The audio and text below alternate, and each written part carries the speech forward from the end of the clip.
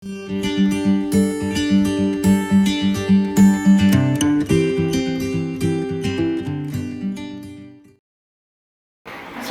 warahmatullahi wabarakatuh. Apa kabar mahasiswa sekalian pada hari ini? Insya Allah hari ini kita lanjutkan pertemuan. Pekan lalu telah kita bahas mengenai kesantunan berbahasa, yaitu mengenai prinsip kesantunan yang dikemukakan oleh Leach dan beberapa pakar yang lain, dan skala kesantunan. Hari ini kembali kita masih bagian dari fungsi kesantunan, yaitu fungsi dan strategi kesantunan berbahasa. Adapun CPMK pada perkuliahan hari ini adalah mahasiswa mampu menguraikan fungsi dan strategi kesantunan berbahasa. Sub CPMK, mahasiswa mampu menunjukkan fungsi kesantunan berbahasa. Kemudian mahasiswa mampu menentukan strategi kesantunan berbahasa.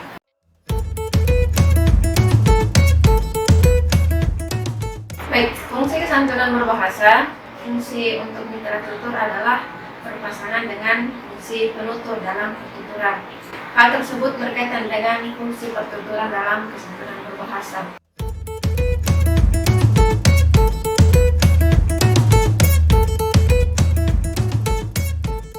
Terima kasih, Bu. Maaf teman-teman, ada sedikit penyampaian siapa yang belum kumpul tugas karena padahal sudah nagih. Besok harus segera dikumpul. Harus diketi ini tugas kah? Rusak laptop. Yang tidak punya laptop bisa tulis tangan, kemudian kumpul sama saya. Alhamdulillah, terima kasih. Iya, sama-sama.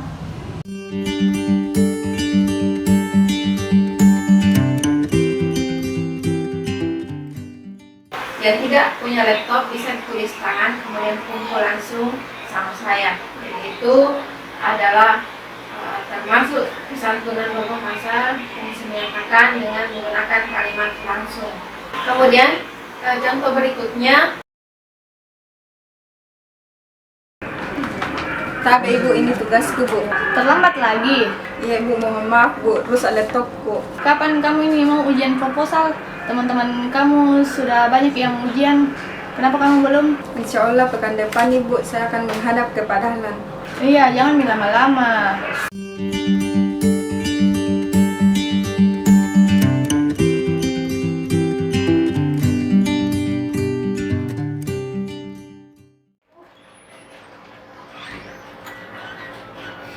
Haruskah hari ini pergi di rumahnya Pak Dahlan? Bimbingan, bismillah.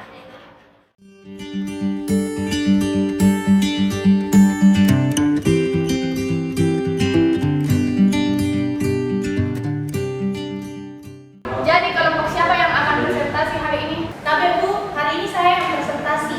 Baik, silakan dimulai.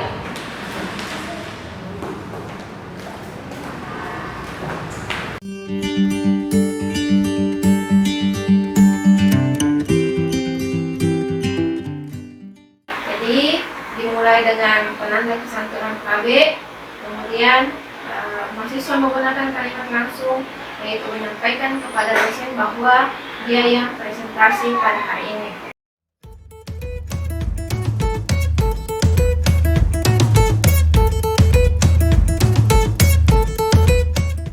Bina, selamat nak atas segala sarjananya. Juga jangan malas-malas ya. Semangat.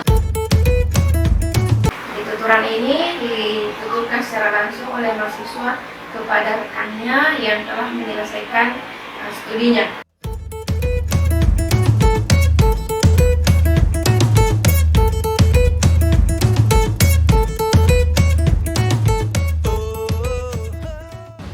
Maaf teman-teman, ada sedikit penyampaian siapa yang belum kumpul tugas karena padahal sudah nagih.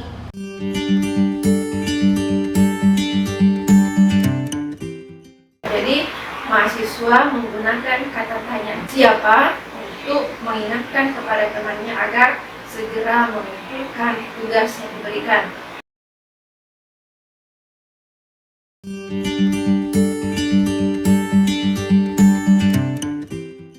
Ini adalah fungsi menanyakan dengan mengubah intonasi pertanyaan.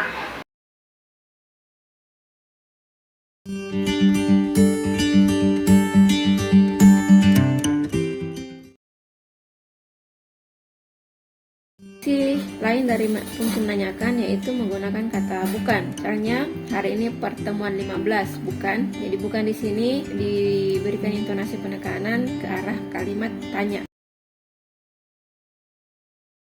Ini untuk kalimat tanya parsial ya. Jadi membutuhkan jawaban yang tepat atau yang sesuai dengan pertanyaan. Karena pertanyaan menggunakan kata kapan berarti menanyakan waktu. Yang terakhir dari fungsi menanyakan adalah menggunakan kalimat tanya total. Contoh, maaf ibu, ujian tengah semester pekan depan. Untuk kalimat tanya total itu hanya membutuhkan jawaban yang singkat, apakah ya atau tidak, yang bergantung dari konteks kalimat yang ditanyakan.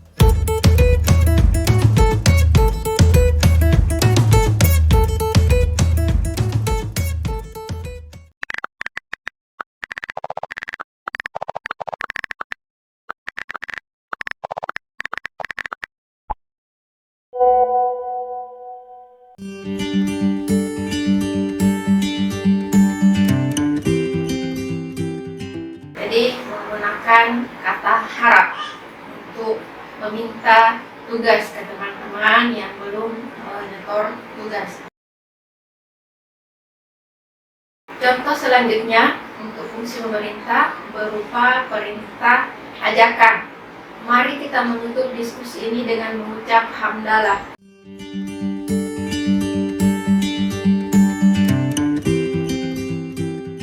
Penanda ajakan di sini adalah penggunaan kata mari yang menyatakan perintah, tetapi perintah halus berupa ajakan. Selanjutnya, fungsi eksklamatif. Untuk fungsi eksklamatif, tuturan itu dibuat menjadi inversi atau kalimat dibuat menjadi inversi.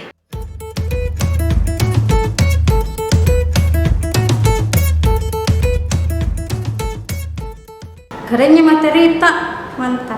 Iya tahu bagusnya materinya, lengkap dengan contoh-contohnya. Beda punya aku.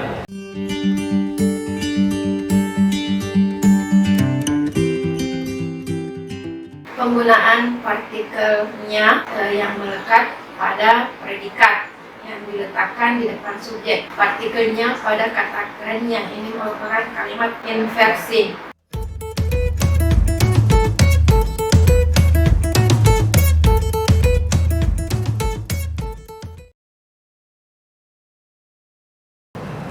Mohon maaf lagi, seharusnya kelompok penyaji lah yang membagikan materinya seperti yang sudah presentasi minggu lalu.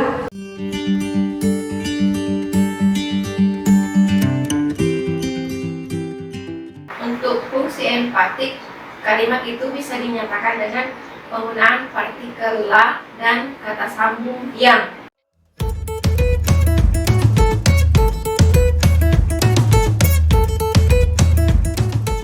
Strategi kesantunan positif digunakan untuk menghindari ancaman muka positif. Hal ini mengacu ke strategi bertutur dengan cara menonjolkan kedekatan, keakraban, dan hubungan, baik di antara penutur dan mitra tutur. Sesuai dengan teori Brown dan Levinson, ada 13 subkategori strategi kesantunan positif. Yang pertama adalah penggunaan strategi ini, penutur melakukan dengan cara memperhatikan kesukaan, keinginan, kelakuan, kebutuhan, dan barang-barang mitra tutur, termasuk memperhatikan fisik dari mitra tutur. Penggunaan strategi ini dilakukan dengan memuji dan bersimpati secara berlebihan terhadap mitra tutur. Penggunaan strategi ini dilakukan dengan cara meningkatkan ketertarikan terhadap objek yang sedang dibicarakan. Yang keempat, penggunaan strategi ini dilakukan dengan cara menggunakan penanda yang menunjukkan kesamaan identitas antar penutur dan mitra tutur. Penerapan strategi ini dilakukan dengan cara mengulang seluruh atau sebagian tuturan mitra tutur untuk menemukan persetujuan atau kecocokan. Penggunaan strategi ini dilakukan dengan cara menghindari ketidakcocokan dengan mitra tutur. Dilakukan dengan cara menggunakan lelucon atau tuturan yang mengandung humor.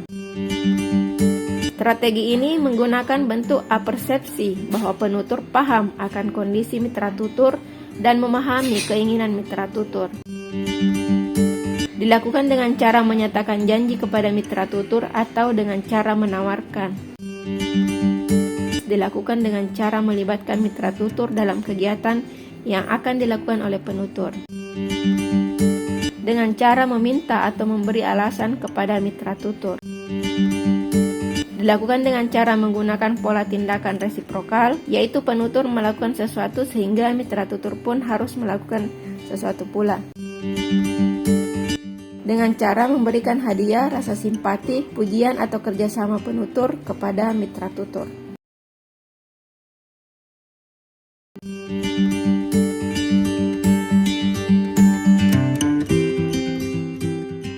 Jadi ada mahasiswa mengatakan luar biasa. Jadi ini bentuk ekspresi yang dikemukakan oleh mahasiswa terhadap apa yang telah disampaikan oleh dosen.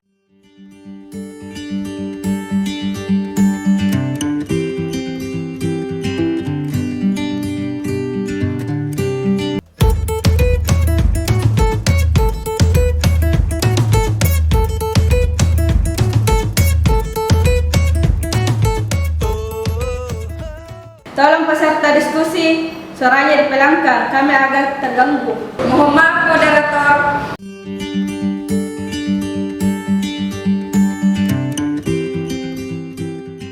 Jadi penanda kesantunan tolong digunakan mahasiswa untuk menegur secara halus rekannya yang mungkin saja membuat kegaduhan pada saat diskusi berlangsung. Direspon oleh mahasiswa yang lain, mohon maaf moderator. Jadi mahasiswa yang lain menggunakan mohon maaf sebagai bentuk pengakuan terhadap kesalahan yang dibuat.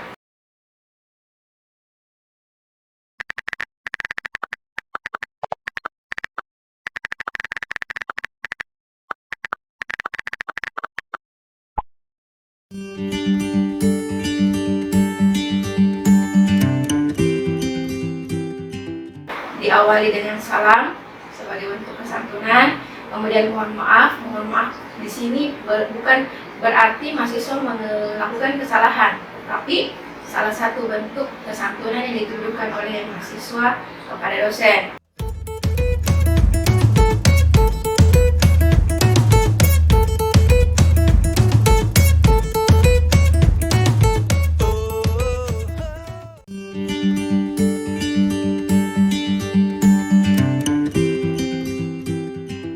Ini berupa perintah, tetapi menggunakan penanda kesantunan, yaitu tolong, supaya walaupun sifatnya perintah, tetapi ada kesan tidak memaksakan sesuatu yang disampaikan dengan secara halus.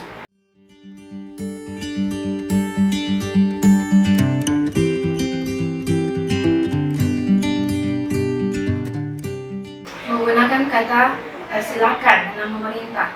Sudah siap melaksanakan perkuliahan hari ini? Sudah Bu, baik, silakan buka modul pembelajarannya. Strategi santunan bal on record dengan menggunakan kata silakan dalam memerintahkan sesuatu. Dalam hal ini dosen kepada mahasiswa.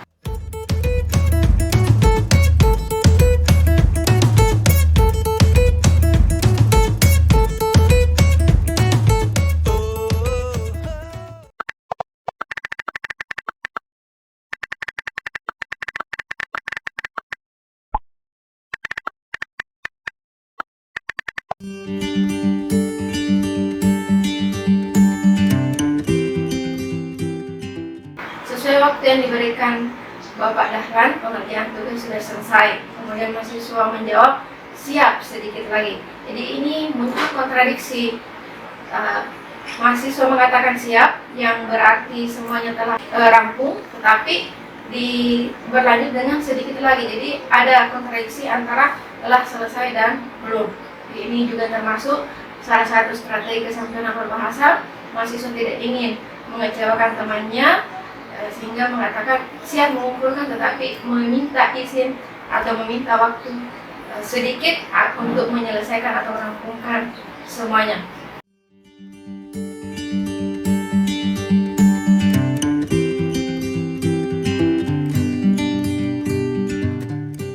Strategi kesantunan off record dengan menggunakan pertanyaan retoris. Misalnya, maaf, bagaimana lagi yang belum Anda mengerti? Jadi Nanti mahasiswa menggunakan penanda kesantunan maaf untuk mengklarifikasi rekannya bagian mana yang belum dipahami, karena semua telah dipaparkan tetapi masih ada mahasiswa yang mengajukan pertanyaan. Ya, demikian untuk materi kita hari ini. Lebih dan kurangnya mohon dimaafkan. Saya akhiri. Assalamualaikum warahmatullahi wabarakatuh.